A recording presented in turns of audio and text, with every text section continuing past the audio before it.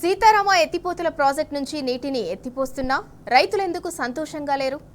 ప్రస్తుతం ఎత్తిపోస్తున్న గోదావరి నీటి వల్ల లబ్ధి పొందుతున్న రైతులు ఎంతమంది? అంతా సవ్యంగా ఉంటే ధర్నాకు దిగుతామని రైతులెందుకు హెచ్చరిస్తున్నారు? అసలు గోదావరి నీళ్లు మనవాళ్లే వాడుకుంటున్నారా, మరేటైనా తరలిపోతున్నాయా? ఖమ్మం జిల్లాలో కృష్ణా గోదావరి అనుసంధానం తర్వాత చెలరేగుతున్న వివాదంపై ప్రత్యేక కథనం.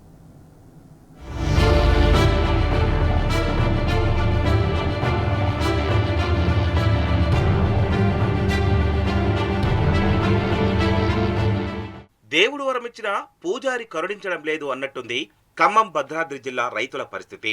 పేరుకు గోదావరి జలాలు ఎత్తిపోస్తున్నారు తప్ప ఈ ప్రాంత రైతుల ప్రయోజనాలు నెరవేరడం లేదన్న చర్చ జరుగుతోంది.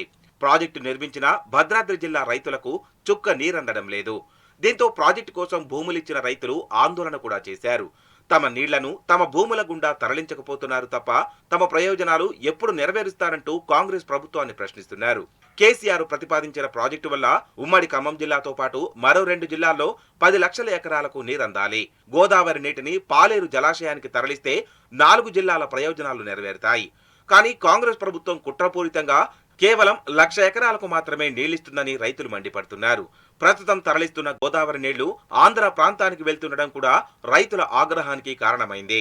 మనం గత 5 సంవత్సరాల క్రితం కేసీఆర్ గారి ప్రాంత రైతుల మీద ప్రేమతో ఈ ప్రాంత రైతులు ఎన్నాళ్ళ నుంచి ఎన్ని దశాబ్దాల నుంచో వెనకబడి ఉన్నారని వీళ్ళందరికీ సాగునీరు అందించడం మన బాధ్యత, ప్రత్యేక రాష్ట్రం తెచ్చుకున్నాం కాబట్టి వీరందరికీ సాగునీరు అందించడం మన బాధ్యత అని చెప్పేసి ఈ ప్రాజెక్టును తలపెట్టారు. వారు చెప్పినట్టుగానే మాకు మాట ఇచ్చినట్టుగానే 5 సంవత్సరాల్లోనే దాదాపు 90% పనులు పూర్తి చేసి ఒక 5 నుంచి 10% పనులు మిగిలిండి ఈ ప్రాంత రైతులకు నీళ్లు ఇచ్చే విధంగా ఉన్నాయి. మేము ఆశతో ఎదురు చూస్తున్నాం, వారు ఇచ్చిన మాట నిలబెట్టుకున్నారు, మాకు నీళ్లు వస్తాయని. కానీ ఈ రోజు కొత్త ప్రభుత్వం వచ్చి 1.5 సంవత్సరం అవుతుంది. మరి ఈ 5 నుంచి 10% ఉన్న పనులు అలానే పూర్తి కాకుండా మొత్తం ఎక్కడక్కడ ఉన్నాయి. మరి పక్కన సాగర్ డెల్టాలో పంటలు ఎండిపోతున్నాయి అని చెప్పి ఈ జిల్లాలో 3 మంత్రులు ఉన్నారు, ఎప్పుడూ లేనట్టుగా. 3 కూడా పక్క నియోజకవర్గాలే. కానీ వారు ఆ 3 నియోజకవర్గాల మీద ఉన్న ధ్యాస జిల్లా మీద లేదు.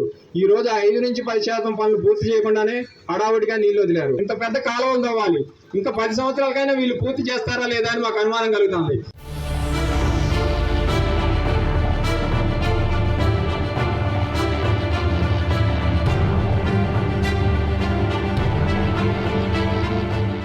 ఖమ్మం జిల్లా రైతుల కోసం సీతారామ ప్రాజెక్టు ప్రారంభించినట్లు మంత్రులు చెబుతున్నారు. కానీ వాస్తవ పరిస్థితులు ఇందుకు భిన్నంగా ఉన్నాయి. గోదావరి జలాలు ఆంధ్ర రాష్ట్రంలోని 35,000 ఎకరాలకు తరలిపోవడం పైన కూడా జిల్లాలో పెద్ద ఎత్తున చర్చ నడుస్తోంది.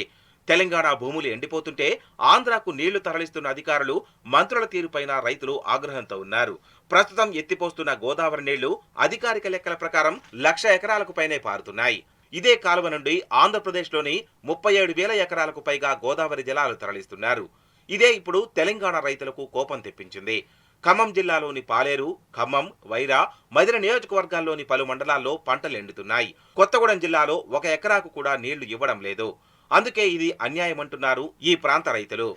కేసీఆర్ గారు ఎంతో ప్రతిష్టాత్మకంగా తీసుకొని సీతారామ ప్రాజెక్ట్ ని మన రైతుల కోసం మన ఉమ్మడి ఖమ్మం జిల్లాలో మన అశ్వరావుపేట కాన్స్టిట్యున్సీలో ఎన్నో వ్యయ ప్రయాసాలకు గురైన ఆఖరికి కేసీఆర్ గారి చలవ వల్ల ఈ సీతారామ ప్రాజెక్ట్ కెనాల్ కాలువ ఏదైతే ఉందో దానికి వాటర్ వదలడం జరిగింది.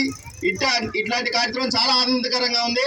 రైతు దేశానికి వెన్నుముకైనటువంటి రైతు వెన్నుముక విరిసేలా మన ప్రభుత్వదారులు, ప్రభుత్వ అధికారులు, మంత్రులు అందరూ కలిసి దీని విషయంలో చాలా అన్యాయం చేస్తున్నారు రైతులకి. ఇటువంటి కార్యక్రమంలో రైతులు ఇప్పటికే పంటలు వేసి చాలా వ్యయ ప్రయాసాలకు పోయి చాలా పెట్టుబడులు పెట్టి చాలా ఇబ్బందులు పాలవుతున్న టైంలో వాటర్ వస్తున్న తరుణంలో మన ఇక్కడ కెనాల్ నుంచి ఈ కాలం నుంచి ఏదైతే నీళ్లు తీసుకోవాలని వాళ్ళు ఆశపడి పైప్ లైన్లు వేసుకొని ఏదో మోటార్లు పెట్టుకొని ఇంకేదో రకంగా వాటర్ తీసుకోవాలనుకునే టైంలో ఈ అధికారులు అడ్డుపడటం, నీళ్లు ఇవ్వకపోవటం రైతులని చాలా ఇబ్బందులకు గురి చేయడం జరుగుతుంది. మంత్రులు స్పందించి రైతులకు నీళ్ళు వచ్చేలాగా చర్యలు తీసుకోవాలి.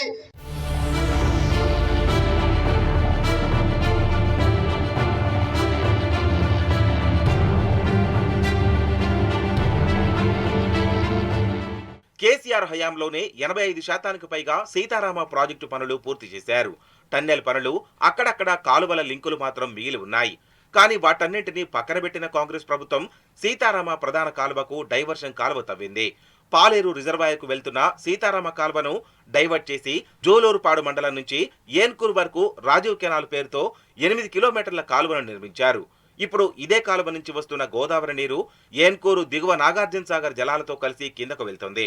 తెలంగాణలో కేవలం 60 నుంచి 70 వేల ఎకరాలే పారుతుండగా మరో 37 వేల ఎకరాలు ఆంధ్రాలో పారుతోంది.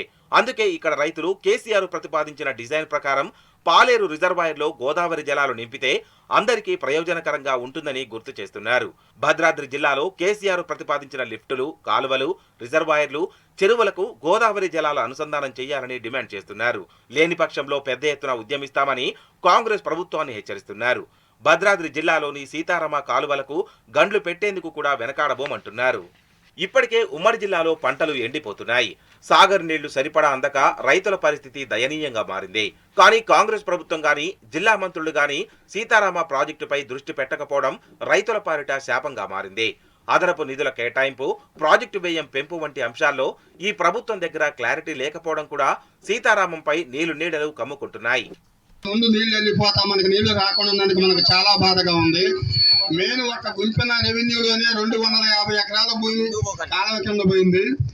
ఇప్పుడు గుంపినదో 1 ఎకరానికి కూడా పారుదల కావట్లేదు ఇంతవరకు. మొన్న కాలువ వదిలిన రోజు మా రైతులందరూ గగ్గోలు పెట్టి నీళ్లు రావట్లేదు, మనకి ఇక్కడ ఒక తోరు ఉంది, ఆ తోరు తెద్దామంటే ఏఈ గారు పర్మిషన్ లేదు, మీరు అంటుకోవద్దన్నారు అని అన్నారు. ఆ రోజే నాకు అధికారుల మాట నడివెత్తికెక్కి జైలుకు పోయినా పర్వాలేదు, మన పార్టీ పేరు మీదకే కాదు, మన రైతుల కింద ఏది ఏమైనా సరే మనకు నీళ్ళు ఇవ్వకుండా ఎట్లా పోతారు చూద్దాం.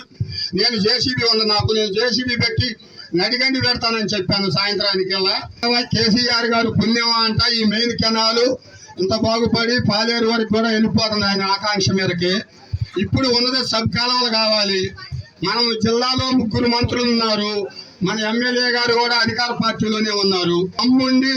ధైర్యంగా చేసి ప్రజల ఆకాంక్ష మేరకు 1 ఎకరానికి నీళ్లు ఇవ్వాలని కోరుకుంటున్నాం ఈ సందర్భంగా మేము.